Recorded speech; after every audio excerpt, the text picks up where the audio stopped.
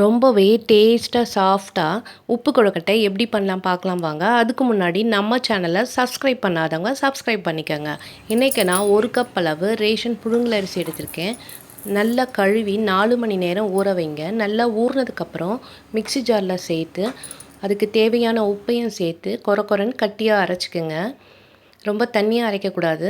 ஒரு கடாயில் எண்ணெயை சேர்த்து கடுகு பொரிஞ்சதுக்கப்புறம் 1 ஸ்பூன் அளவு கடலப்பருப்பு, 1 ஸ்பூன் உளுத்தம்பருப்பு, 3 காஞ்ச மிளகாய், வாசனைக்கு கருவேப்பிலை சேர்த்து நல்லா வதக்கிட்டு 1/2 கப் அளவு தேங்காய் துருவலையும் சேர்த்து நல்லா வதக்குங்க. தேங்காய் துருவலை போட்டு நல்லா வதக்குனா தான் வாசனையாக நல்லா இருக்கும் கொழுக்கட்டை. இதுக்கு 1/2 ஸ்பூன் அளவு பெருங்காயத்தூளையும் ஆட் பண்ணிக்கோங்க.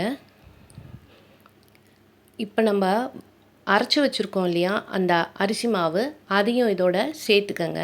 உப்பு சேர்க்கணுன்னு அவசியம் இல்லை. நம்ம ஏற்கனவே மாவில் உப்பு சேர்த்துட்டோம். நல்லா வதக்கணும் மாவை. அடிக்கனமான பாத்திரமாக இருந்தால் அடி பிடிக்காது.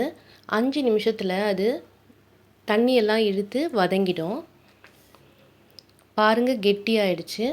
இப்போ இட்லி பானையில் தண்ணியை ஊற்றி தட்டில் எண்ணெயை தடவி இதை கொழுக்கட்டை மாதிரி பிடிச்சி அதில் வைக்க வேண்டியது தான். பாருங்கள், இப்படி வைக்கணும். ஒன்று மேலே ஒன்று வச்சா கூட ஒட்டாது. எல்லாத்தையும் ஒன்றா வச்சுடுங்க. மூடி போட்டு மூடிட்டு 5 நிமிஷத்தில் வெந்து போயிடும்.